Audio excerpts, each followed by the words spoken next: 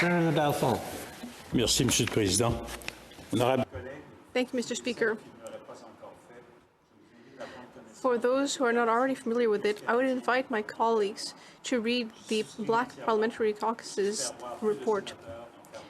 I entirely agree, and I hope more senators will do the same. I would now like to make a statement on this topic on behalf of Senator Lillian Dick, and I have translated some parts of it.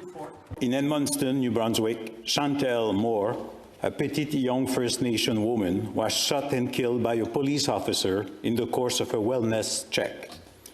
Deepest condolences to her mother, Martha Martin, who said, quote, "Instead of planning a celebration of her accomplishments, I have to go and plan a funeral for my daughter. It is a pain I never wish to inflict on anyone. We want justice to make sure that this never happens to another Indigenous woman or any other person." End of quote.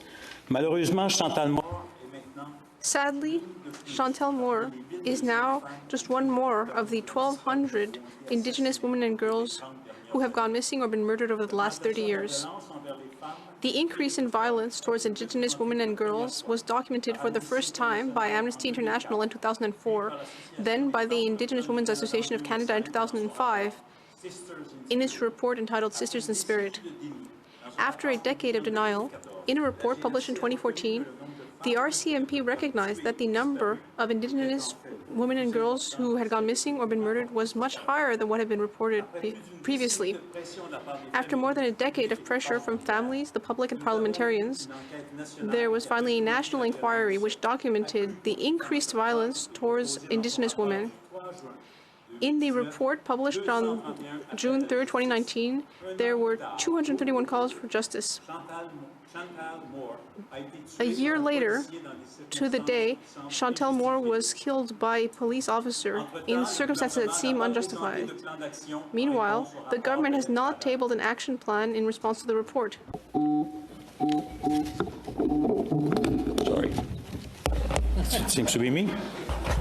To make matters even worse, RCMP Commissioners Brenda Lucky, who promised to examine the systemic causes of violence against Indigenous women and girls in Canada and prevent and eliminate further violence, contradicted herself last week on the existence of systemic racism in the RCMP. This is unacceptable.